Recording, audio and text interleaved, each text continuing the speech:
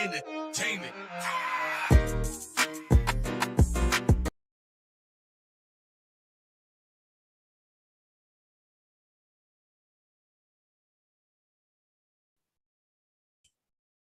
All right, and we're here with episode 2 of the pod, the Brick Wall with Val, Hunting with Wolf. We have our guest here, Wolf.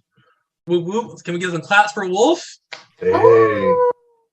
All right, DM of mine, I definitely enjoy, and we also have another member of the Advent 5. We have Aerith, aka Knight. She's here with us to talk about some topics here that relates to tabletops, D&D, and all kind of nerd or fantasy culture things. So I'm going to do a little introduction for everybody here, because some of y'all might not know an OG in the space. Please, Wolf, tell us just a little bit about yourself relating to, how you got into this thing, and just a little bit about yourself in general, and kind of what you do in the space. All right. In the space, as in virtual space? Yeah, I mean, as in, doing D&D, games you might run, things you've been doing with like tabletops recently, like any games you run, any servers you run, anything like that. Understood. All right. So recently, I run a West March server. It's a smaller server. We have a small community, and we're very tight. I probably run about 3 or 4 games a week. Nice. A little bit better than before. Yeah. Right. Yeah, dude. Those every days, man. I remember those. Right. And for those that might not know, what is a West March or style of game? I guess. All right. It's not a pure West March, but it's a hybrid, I guess you could say. So the way that we do it is I think of it as pickup games with stories. Okay. I appreciate that. And then we have Knight. Some of y'all might know her from our weekly campaign that we do on Fridays. We're episode 5, 6 now, so check it out if you haven't seen it. Please, Knight, tell us some of the things you might have done in the space, and just a little bit about you in general. Not super personal, whatever you want to tell us. So I started playing D&D like maybe a few years ago. And I played a couple sessions with my friends. I really wanted to try it. So I actually went into Wolf server, the OG server. And that's where I learned most of everything that I know now, actually. Because I was playing those everyday games. I was sacrificing sleep for that. And I was like, this is so much fun. It was like everything at the time. So it's like everything I learned now, everything is from Wolf server. Absolutely, man. He's OG in the space. I mean that. We plugged it out for it was like 2-3 years at one point. So it's definitely huge there. And I think I talked about it, but for me, what really got me in this space was, like I said, just playing a lot of Baldur's Gate games, computer games relating to like D&D and such. And so I tried out myself and got into it. And yes, I can do that. As I go to the space here, so I don't know. I think it's kind of cool, and how we all kind of almost have this like cool Roll20 D&D COVID origin story, like fucking superheroes. I think it's kind of cool. That was definitely interesting. So I want to say with the next thing here, and I'll start with Aerith. You said you got into D&D with the Wolf, and you were playing almost daily. What made D&D or like tabletop to you so special that you can lose sleep like me and play every day, like I think all of us here has for an extended period of time? It's sort of one of those things where it's like I've always wanted the opportunity to just be somebody different, be in this fantasy like world that you see on cartoons, to have a different personality, that sort of thing. I mean, obviously, I didn't role play that much back in the day, because I still don't role play that much, actually. But like, I wasn't. I just, I had no idea how to be other than myself, right? But then it's like now you can be like anybody you want to be in D&D. You know what I mean? You could be a thug. You could be the kindest person in the world. You can shoot fireballs out of your fingers. Like, isn't it so exciting? Just to live this other life. Right. And I think that's kind of cool because for me it was kind of the same thing. For D&D, half the characters that I play are female, and half are male. And it's like obviously I'm not a female and nor do I have any desire to be, but there's you can see the different perspective, like kind of walking through their shoes, really kind of seeing like, okay, what would I do in a situation or this, or also I am not a 6'8" barbarian demigod that has the powers to smite down deities, but my character does, and that's cool as shit. So let's figure that out. So that's I think I kind of similar fashion, but let me go over to Wolf. What makes D&D and tabletop so special to you? All right. For me, let's see here. It means different things at different points in my life, I guess you could say. When I was a younger fella, I played when I was in high school. So that was back in the day. I was about a young fella. And I wasn't quite as big as I am then. I was just a little fella, 5 foot tall, about 80 pounds. My school was full of bullies, eh? So I found out there was a safe place to hang out. I didn't even know it was D&D. I was just like, I needed somewhere to go eat my lunch. Right. Hell yeah. So people were like, you should come check this out, this thing. And I was like, all right. And that's how I got there. The rest is history. For that man. Part. Yeah. And then I took a break for a long time. You know, life happens. Right. Wife, kids, all that fun stuff. And then I was starting to miss it. And I couldn't find nobody. We all grew up. Everybody that I used to hang with. So turned to the internet. And the rest is history from there. Yeah, I mean, it goes to show like D&D for me. I was playing D&D games in high school, but I didn't really play it because the space was so small compared to as it is now. Like now it's like, you know, everywhere. I mean, I compare it to like if you played like Pokemon or Yu-Gi-Oh or Magic the Gathering back in those days. It wasn't spaces for that in these schools now. And I think it was like banned. I think in a lot of schools it was like demonic or whatever the fuck you want to call it. But now it's like everywhere now. I mean, kids are like, hey, I joined the Yu-Gi-Oh club and bringing their shit or the Magic or whatever the hell. And I think that's really kind of cool. And the same thing, you know, D&D's always been this place for almost like outsiders or people that are different or don't adhere to what the norm really is. And I think that's kind of cool for people like that to really respect, because I'm definitely in that, because I'm definitely not normal. So leave that there. But I think there was the next thing. All of us have been playing, obviously, 5e for a very extended period of time. All of us are very, I would say, at bare minimum, we are expert to master level experience in 5e, 100%, right? We know most rules in and out, most things in and out. Nothing really surprises us anymore at this point. And that goes for all of except for one thing. Everything. Grappling. Silvery barbs. Oh, God. Have you heard of that spell? Have I heard of it? Have I heard of it? Yeah, great ain't bullshit. But I say this, well, that goes to the point, Wolf. What is your favorite part of 5e and your least favorite part of 5e? I know your least favorite part already. This is bullshit. Oh my God, I hate that spell. All right. Yeah, that spell was terrible. But I always want to play. You know what? I love it. Burn your spell slots. Go. Use them all up on that silvery barb real quick. First round, they're all gone. They're like, oh, can we have a short rest? No, I think, you know, thinking about too, that's probably the least favorite part. That's probably one of mine too. But what do you think is the best part of 5e to you, right? What do you like think? Like 5e the game or not, or D&D? The game. No, 5e, specifically 5e the game. All right. So when I played when I was younger, I wasn't very familiar with what kind of D&D I was playing. I just would show up and play D&D. So to this day, I think it was advanced D&D when I started. And there was barriers back then. You had to be really smart. I'm not saying I wasn't really smart, but there was a lot of reading, there was a lot of knowledge, and there's a lot of rules. I find that the 5e is a little more user-friendly. It's a little more straightforward. The game hasn't changed for me. It's just how you do it, I guess you could say. Yeah, classic D&D was extremely had a lot of barriers to playing. One, armor class and all these things work in reverse to what you'd expect. So the lower the number, the better it was, which is really confusing for a lot of people. Backo, it's like, okay, so I have 0 armor class and this is good armor. It's like, yeah, if you don't have 14 or 15, 14, 15 is really bad. You get by a lot of shit.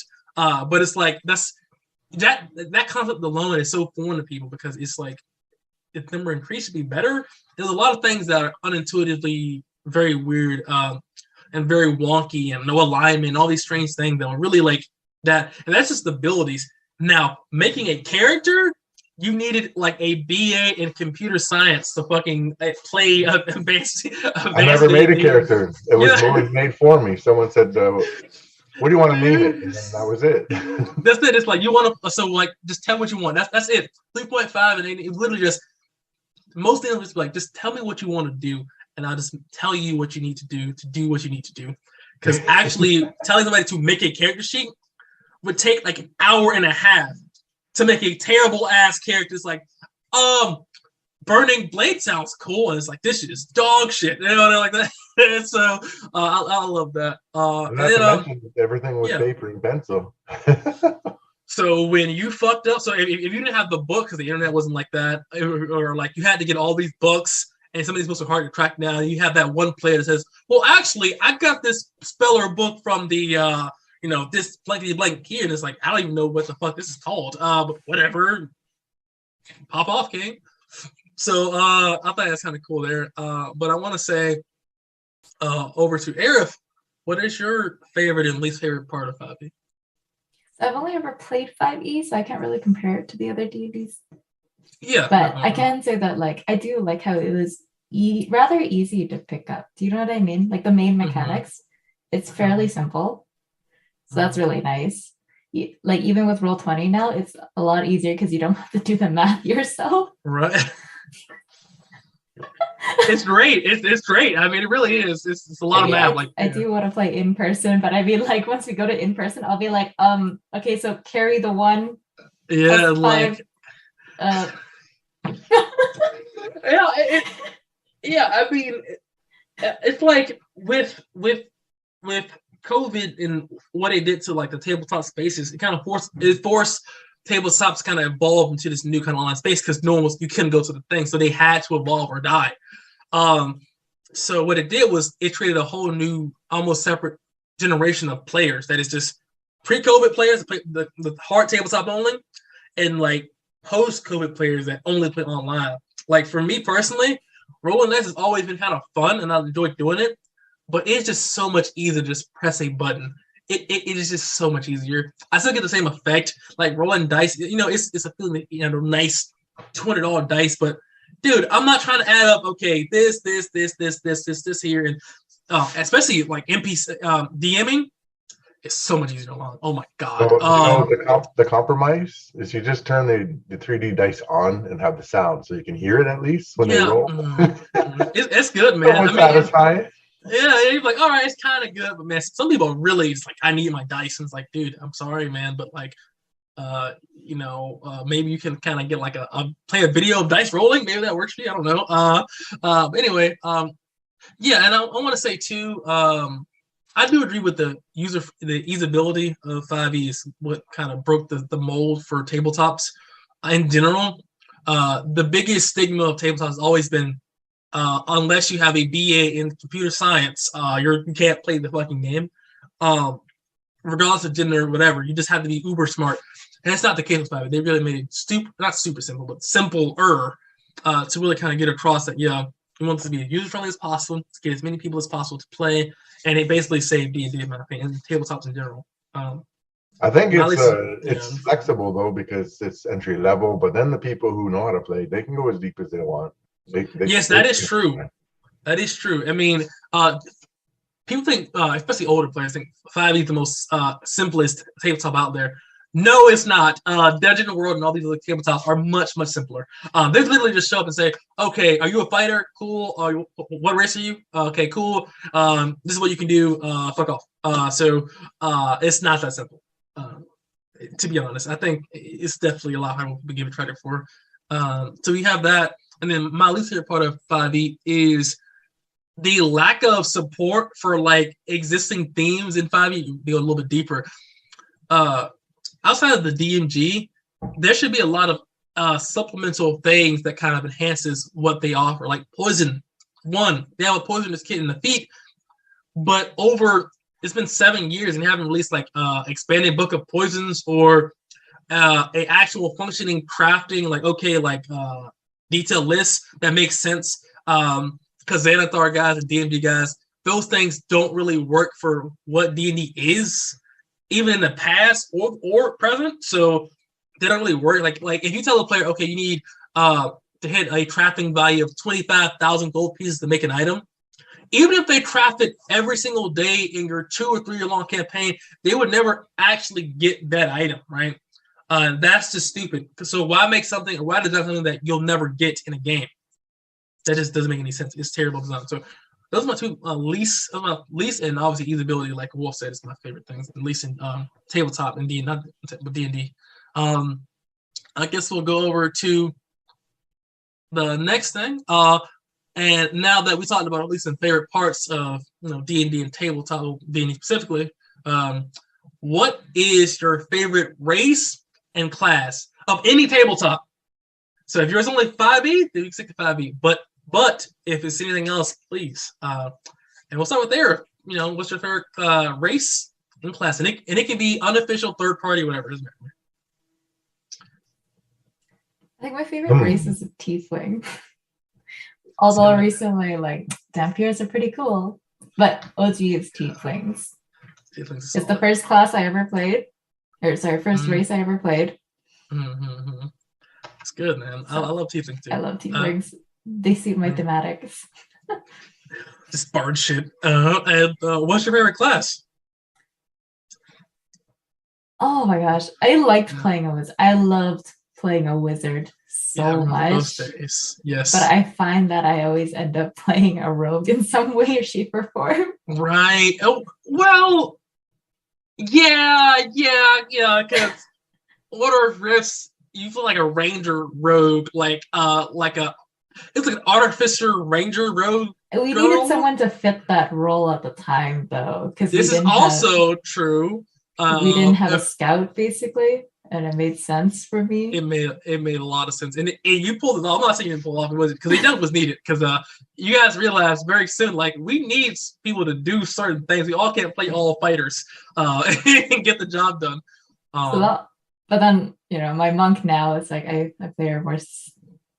Yeah, and that's why I give you guys like I told you guys, like, okay, let's talk about the feats we want to do, and those that don't know, in my campaigns I always try to make feats custom to you. So instead of doing like just ASIs, I think it's kind of uninteresting to me. So what I do is tell people, instead of like what it is on paper, a feat or an ASI is always just basically what the experience you gain from level 1 to 4 or whatever bracket has accumulated into an ability or a trait or whatever. So I always make sure that for all your ASIs, at least in my games, that they're always unique and interesting and reflect the things you've done up to this point, always. So they're always homebrew and custom because it works better for me and it makes sense.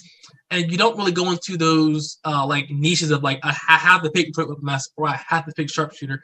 If you want to play like this fighter that fucking throws sword beams at people, all right, well, sword beam feat 101. Or if you want to play an archer that has a special attack that launches a fucking AoE arrow storm, sure. If you want to play a monk like Bruce Leroy and just punch a fucking spectral dragon out, hashtag Hagen Hadbar from Order of Rift, he was just launching fucking Buddha magic hands at people from downtown.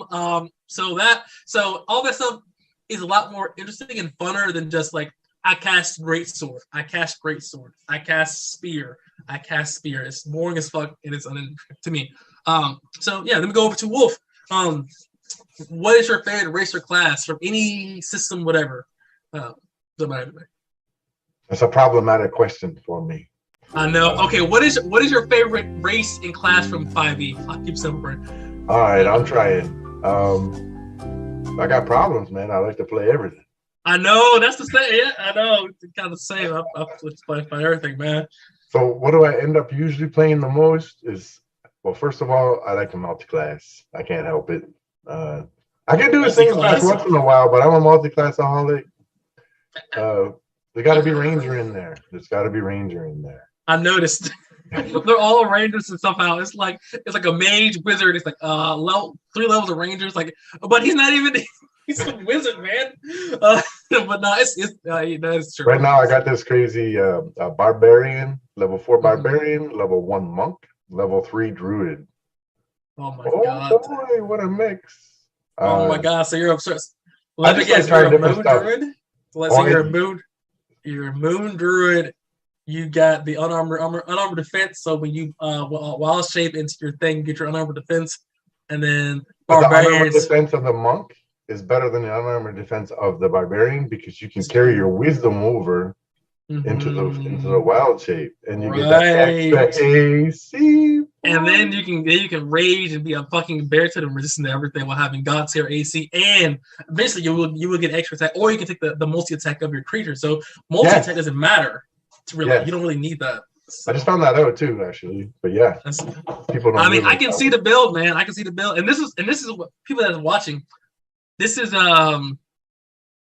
why we say we're like experts and masters of 5e. Like we have played a lot of we have played an obscene amount of 5e from like post-COVID. Like we really have, guys. Not saying everybody, but I know me and Wolf have played an absurd amount of 5e, like a ridiculous amount. So we know our shit here, guys. But we still learn new shit every day because we don't know everything at the same time, or we just forget shit. So my favorite race, to be honest, I'm always trying the new ones when they come out. The latest one that's cool is the Astro Elf. The UA one? Oh, I heard about that. Yeah, the one that's going to become another thing with Monsters in the Multiverse or something. It'll be getting published. It's pretty cool. I agree. If you roll a death save and you succeed, you get up. Wait, what? You get up. No, that's not making it into the book. That's OP as fuck. That's super OP. That's so OP. I mean, that brings something up though, because it's getting more OP and more OP and more OP with every single release. Everything seems, but I know that's OP. That's a good point. It's part of the race, so I think it's on topic. That's bullshit. I think that they're gonna nerf that. It has to be like 15 or higher or something. That is wild as fuck, bro. Like. So DMs are already scared to kill players because I think, in my opinion,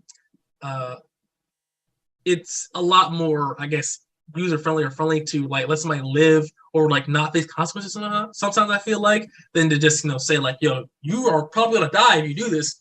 At least from what I've seen. So the fact that you can just literally heroes never die, especially at low levels, is straight up bullshit. That is wild as fuck. And as a DM, I would hot ban the race, or I would severely nerf the race. I'd be like, cool, you can get up from like a 15 to 20, dude, or a 16 to 20. So it's a lot better than what it is, because it still is a class feature, but at lower levels, man, if you play a barbarian, it's just grade A bullshit. It's just grade A bullshit, bro. It's like, because you can't get negative HP in D&D, right?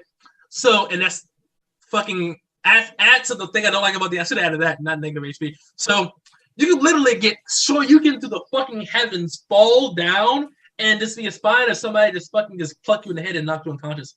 It doesn't make any sense at all. It's how did a person fall from a ship 1,000 feet in the air? They landed and they survived. Yeah, it's it shit doesn't make any also with fall damage too. It was much more they were a lot more deadlier, and obviously that's kind of not very. Some people I care about my character and I'm gonna die. But listen, man, it is if you knew how deadly and dangerous some of the old school shit was, and I'm not like a fucking D&D boomer or whatever like that, but if you knew that you could have a character at level 1 and have 20 characters before you get to level 20. That is a real thing that's happened. I've seen it and I've been a part of that. It's not always fun to walk into a fucking trap or door and get fucking Vietnam fucking the bamboo trap through the fucking head. That's not very fun. But Yeah, I've definitely faced a couple of those in my life. Yeah, and I guess for me, my favorite race, I play an obscene amount of elves. And I'm not sure why. And I've been slowly getting out of that and playing other stuff. But when I first started, and Wolf will tell you, I play a shit ton of elves. I mean, it was a lot of elves. Elves is probably one of the best races in the game, in my opinion. And half elves is definitely, if you're not looking for that kind of feat from human variant, half elves are just god tier. They really are. It's just, up there. And all the extra ASI point, bro. It's nice. That's it. And then also the skills, man. So if you don't have a skill monkey, half elf is a skill monkey by default. So you can really have 6 skills at level 1 as a half elf. It'd be like a barbarian or something like that. Now, this is before the origin. You can change your shit around, but still, you can still be a sorcerer. And that's not saying what if your class also got you a proficiency? So you can walk around as a sorcerer, wizard, or whatever, and have 6 to 8 skills, but not be a skill monkey class like a bard or a rogue. Favorite class my personal class, but like the quiz, is a bard. My favorite class to play is a wizard. Hands down, god tier, always will be. It's called Wizard.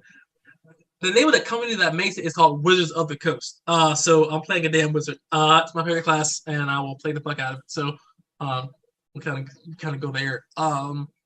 Okay, so now to the next thing. Now that we decided our favorite classes and races, you can have one power from any kind of, let's do it 5 from any kind of 5e power, ability, class, feature, spell. What would it be? And we'll start with Aaron. There's there. Oh yeah, Fireball. Yo, Aaron, a mass murderer. She'd be like, oh, what? But wand of fireballs plus my own. Oh, that was so nice. Those are the days.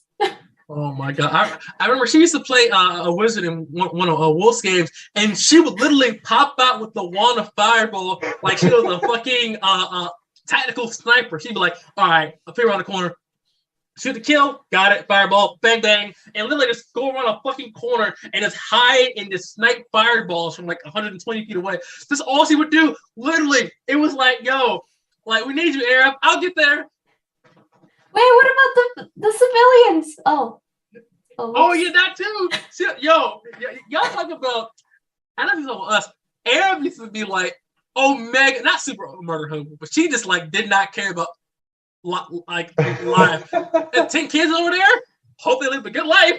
Skadoosh. Acceptable casualties. The was a high at the time. Oh my gosh. She was. I literally, bro. I don't think you guys understand us watching this, but Arab was lit imagine Rainbow Six Siege, people bust through houses, she was literally behind pillars, fucking lean over, wand, come back, combat, roll over, with a fucking wand of fireballs, bro. It was fucking crazy. It was crazy. I can't say that was the last time I ever gave away a wand of fireballs. Ding, ding, ding. Yo, the whole dauntless fucking fireball thing. Never again, man. Never again. Yo, okay, guys, it's a still around the water fireball. It's a long. In my defense, I was new and I was feeling the high. Okay. Yo, for sure, bro. When Arab got that wand of fireball, it was linked with the fucking master sword, guys. I'm so serious. She had the wand of fireballs and was like, "This, I have the power," and just holding it up in the air. And she was bro, I don't even think she really used any of her spell slots. It was just invisibility and fireball. It was goated. Someone asked me, they're like, "You have other spells?" I'm like, "I know." No, I don't. They're all fireball. It's that's all I need. But it's cool, man. Stuff like wish would be really useful, but it's when it comes down to it. She's I wish for more fireballs, please. Can all of my spells cast fireball? But fireball would be it'd be left me on red, fireball. other car like that. But You know what's okay. better than one fireball? 8. 2 fireballs, 8 fireballs. All the fireballs. But please, Wolf, tell me if you had a power ability or something like that in TRPG or tabletop, or what would it be for you? Well, the I guess good a old fireball. classic, the old go classic is just not really exciting, but I just like to fly. Flying is so underrated, man. And mine is very similar to that. Actually, mine is either be psionics because psionics is very rarely done right, or teleportation. And I can I want to be like the yellow flash or that shit. I want to be like, all right, I want to be able to touch somebody or touch something and teleport like Nightcrawler, like Minato fucking or Minato or whatever you call it. And just literally be like, oh, I forgot the milk. Hold on, ching, or like Goku, it's like I got him, chill. I come after the milk, or dude, I would be the best UPS postal worker the world has ever seen, dog. I would be the best mailman. Yo, I'd be done in 22 minutes flat. The entire everything is like, oh, okay, Costa Rica. Show me a picture of it. I got you, fam. Bing. Uganda, dog. Not even an issue, bro. I got you. I'd be.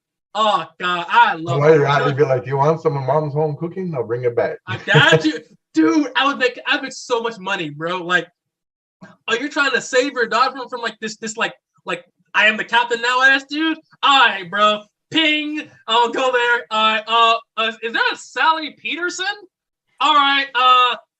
Okay. Teleport. All right. Your dad paid you $1 million to come save you. All right. Bye. Bye, Somalian pirates. Dos Equis, and just throw them things up and deuce out.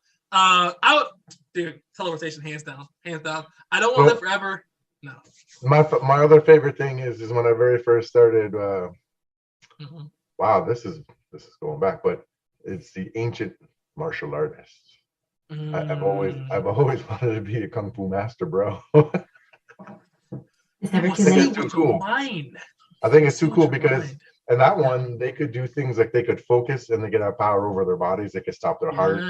They could toughen their skin and take a bullet shot or two. Not a whole bunch. Yeah. Well, they could and like flex their chest and the bullet bounce back and kill somebody. It's just fucking like basically ancient martial arts is basically like Chinese magic bullshit, bro. Like Europe had basically the Manatican magic, like you cast spells, and like the Chinese martial arts like that. They were doing magical stuff, like they were flying, walking on air, running across water, focusing their ki to attack somebody, somebody's heart from like 100 feet away, teleporting, moving really quickly, being able to cure diseases and stuff. It was like I have ki, I can do this. I can regenerate your heart or some shit like that. It was just outright wild as fuck.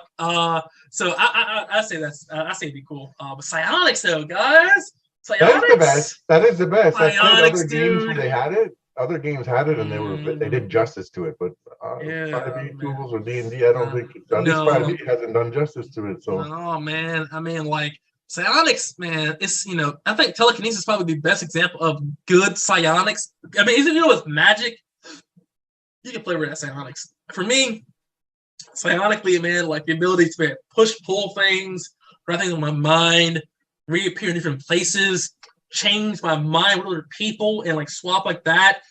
Being able to kind of interact with different kind of beings and stuff like that, and be able to kind of share my intellect with other creatures as well, like a hive mind kind of thing. Like, dude, psionics is so fucking cool, man. I'd probably be evil as shit because I'd probably be like fucking Ultron at the end of the day, because I absorb all these evil thoughts and be like, all right, the world needs to fucking die. Evil psionic Val in the building, but I don't know, psionics, psionic teleportation.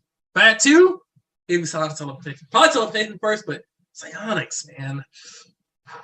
Pyrokinesis, bro. You gotta be a fire starter. Yeah, but then like, what if they throw you on water? You know what I mean? Like, that's my thing about and that's the thing about that's why like the whole Iceman versus like Pyro is like okay, like cool. Iceman is still ice because as long as you have oxygen, you have water and all that stuff. You can just make ice.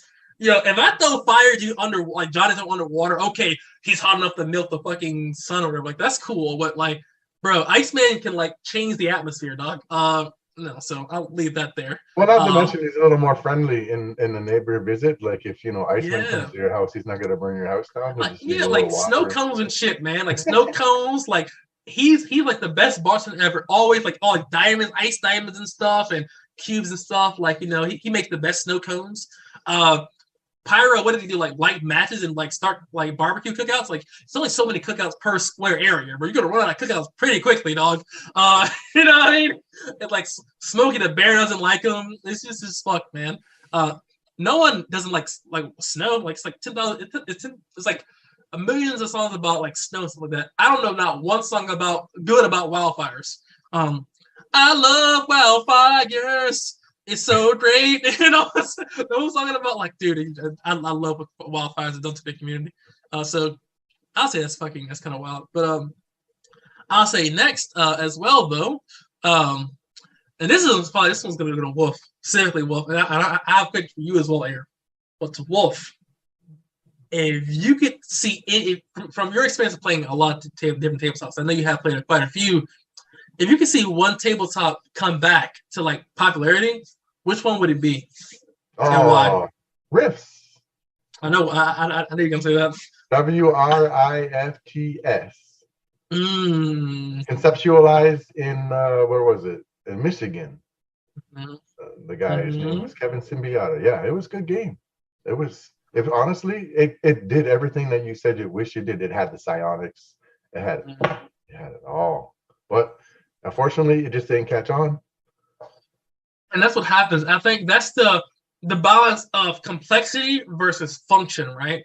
And it's really tough because, like, you'll have a core of a core base that loves that shit. But the problem for me, and it's always like, okay, like your core fans will eventually get married, have kids, live lives. And you got to be able to have some new blood in there, or else it's gonna die. And I think that's what the problem with a lot of 90s and 80s games, and that's why D&D kind of won out, because they did, I guess, go pop, I guess, air quotations, or I wouldn't say sell out, but they solder out-ish instead of, die. So would you rather live and evolve or die and die? So I don't know. For me, I think it'd be World of Darkness, 100%, or Vampire Masquerade would be bigger. There's games of it out, but okay, with D&D, I think a lot of people that should just play Vampire Masquerade or World of Darkness play D&D. Like those super heavy role play dudes that like to dress up and LARP while they play D&D. Those guys need to play Vampire Masquerade, World of Darkness stuff, right? So that's really focused and heavy on role playing and that interaction. Because D&D is kind of the not perfect, it's a balance of those three things.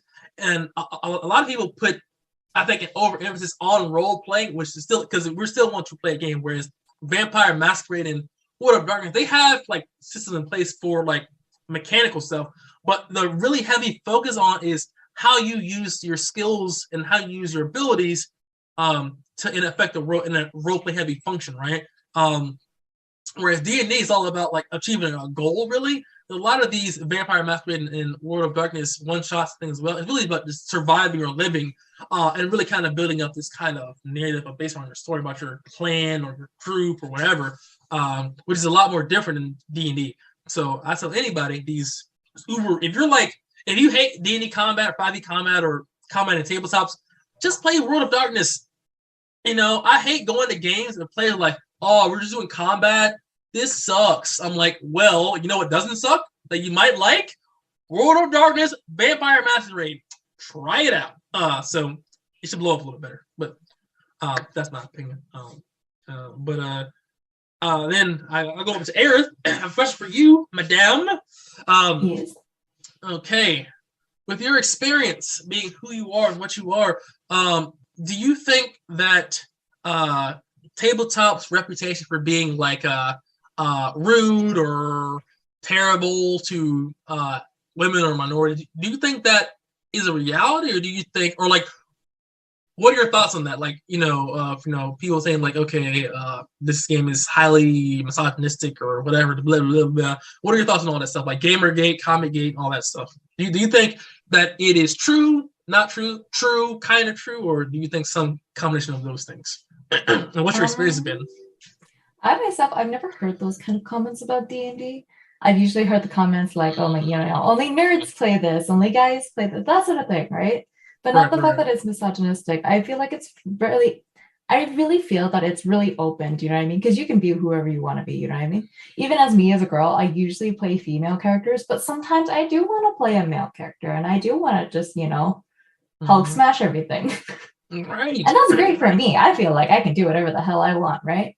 But I feel like it's just more of the people that get caught out that gives us all a bad reputation, because there's people like that everywhere. Do you know what I mean? The misogynistic people that ruin everything for everyone. So I really don't think that D&D has those criticisms that we're getting. Do you know what I mean? Except maybe the nerd ones, because I will admit it. I think that does have merit, the trolling as well. But for me, at least, this whole Gamergate comic thing, back when like 2012, where like people said that like all gamers hate women. That's what they call it, Gamergate and Comic-Gate, where it's like all people that read comic books hate women or minorities like that, and that's why it's like a scandal or whatever. For me, at least, I played a fair bit of tabletops, and whenever a woman would come to a table, I've never seen it in my reality where like guys like, is that a female playing the game? Go back to the kitchen. Where are your kids? I've never in my life seen that experience. Now, have I seen some weird ass dudes? There's some really weird shit when a woman enters the space. Yes. That being said, I've also seen as well, equally true, some women start to form like this parasocial harem with the squad. I've seen that too as well.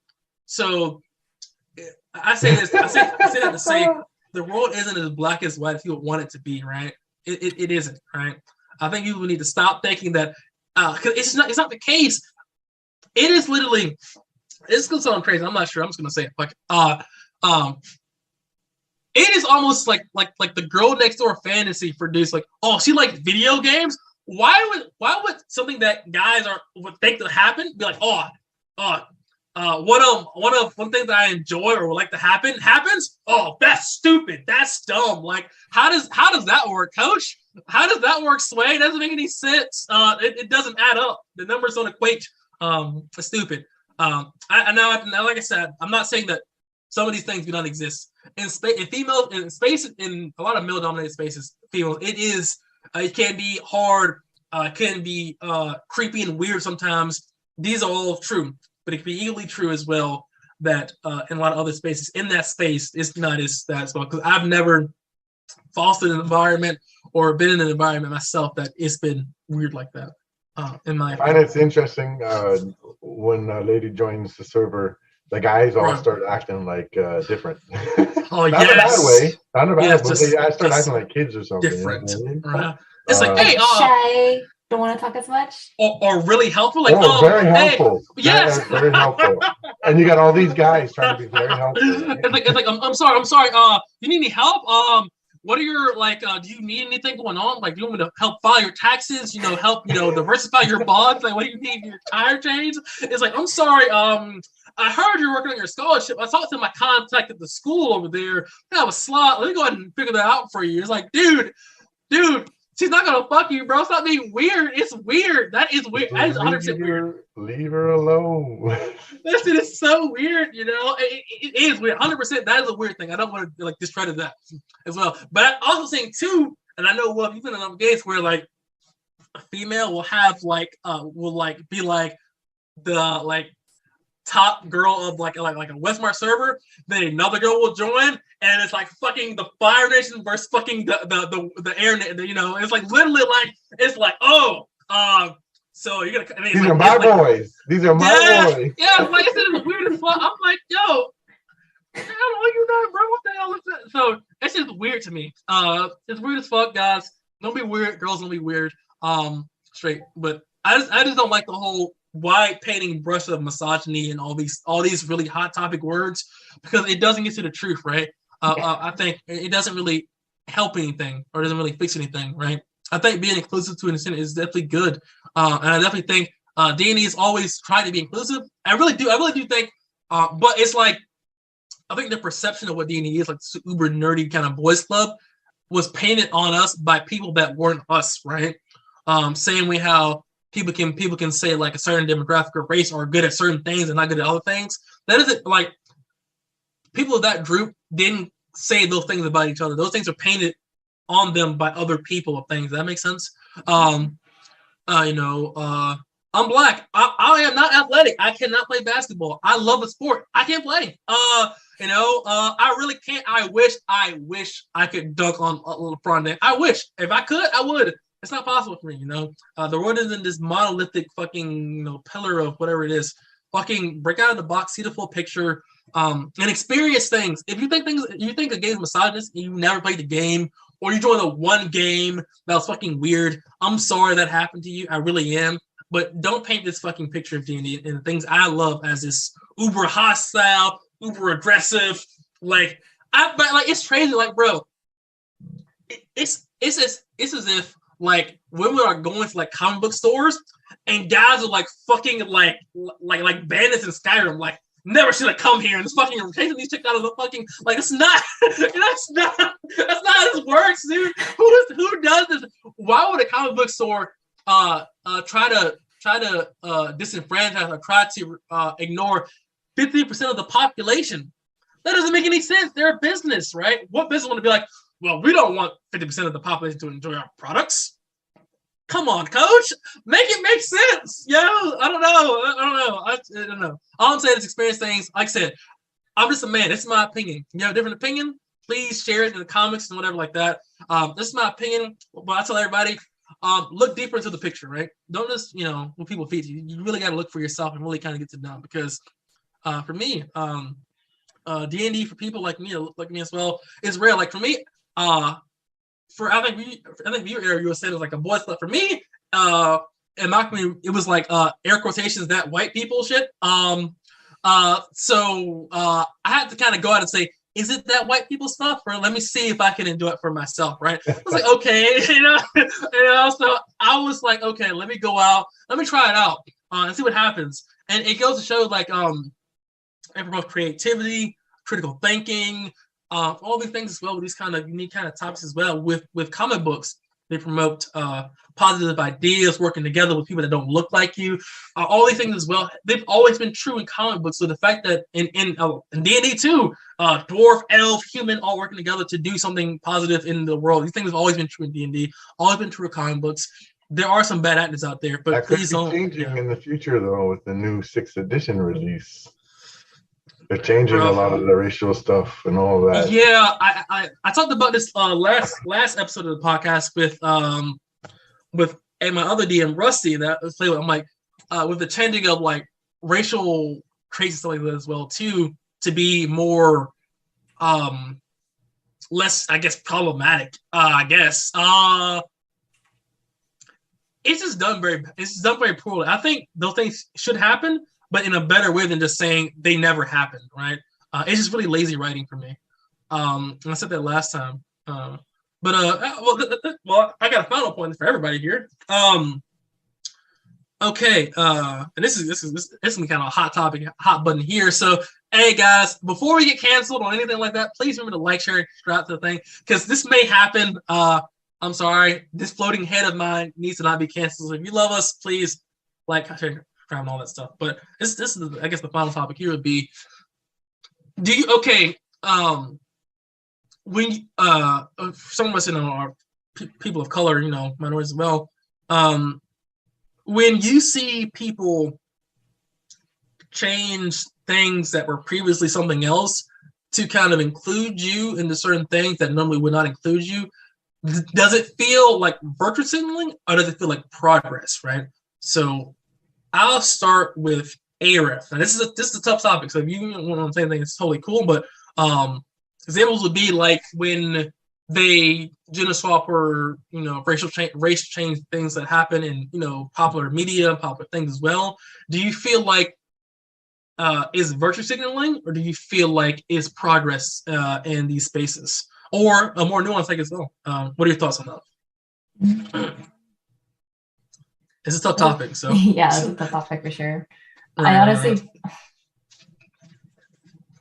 oh man, but like it's like you said, it doesn't change the fact that it was already there in the first place. So, but I understand why people want it to change. Do you know what I mean? Even though me Right. myself personally, I may not require that kind of change. Some people may feel strongly about that. Do you know what I mean? Right. So I do feel like it is in a sense progress, but you have to acknowledge what happened before as well. Do you know what I mean? I do know what you mean. I will save my final point until we talk to Well, first, you've definitely been around for a long time, so you've definitely seen a lot of stuff like this happen or happening. What are your thoughts about it coming from a different point of view than I guess us? I guess. What are your thoughts on it? Like you said, it's a touchy situation. From my perspective as a player, just as a player, I'm like, well, they gotta change everything. It was good. Yeah, well, I thought it was good. You know what I mean? Because I didn't know anything. Right. So, I don't mind change and stuff like that. But if there comes the point where my only concern is when you change so much, is it the same thing as it was when it started? That's all. Right.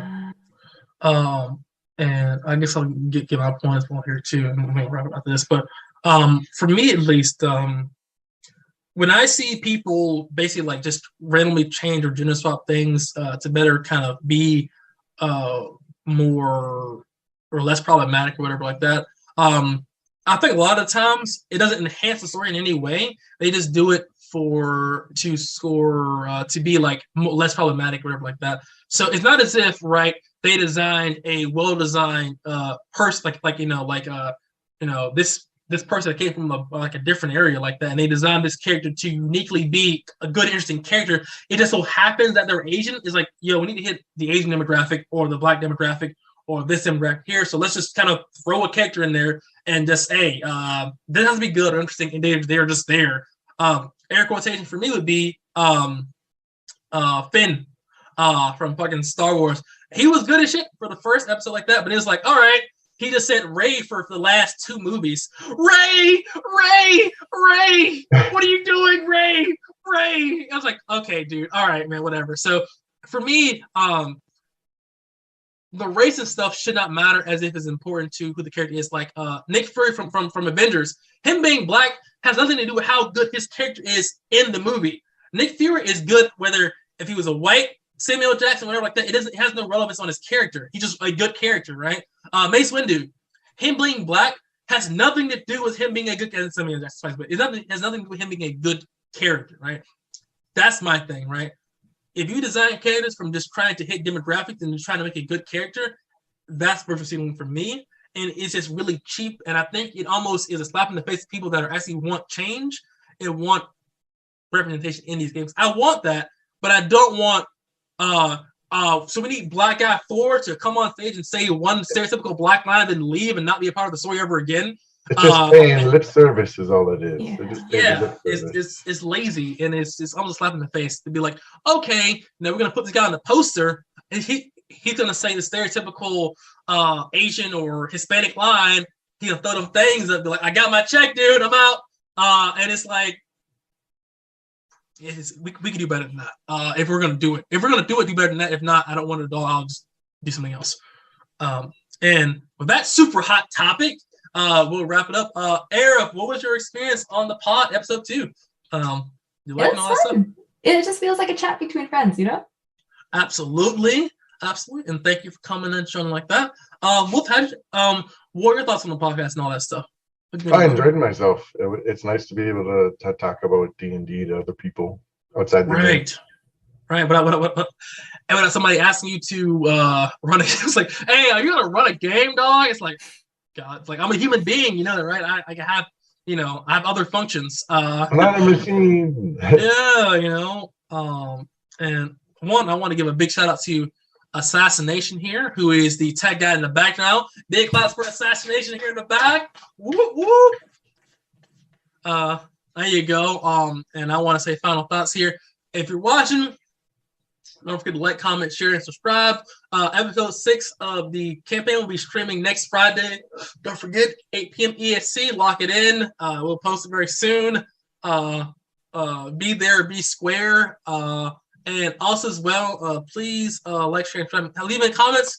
We have some pretty controversial topics here, so you want to question, have any thoughts, please post them down below.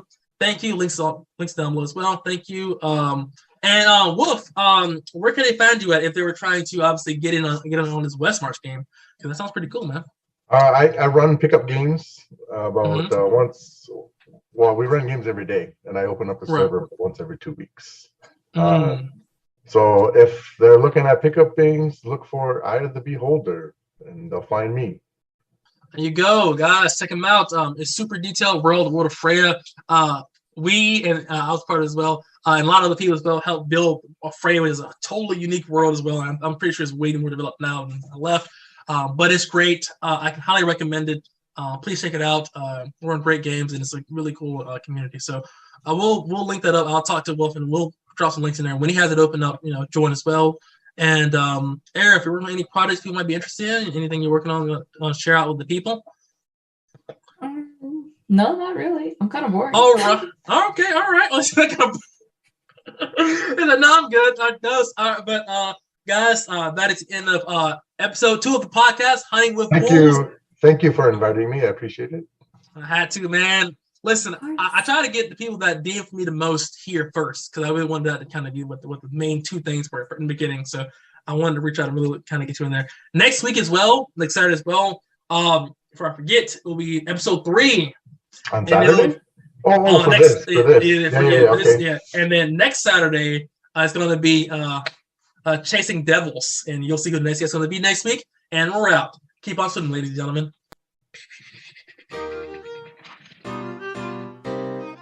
All right. Is that a wrap? And let's hit it and quit it. Hit it.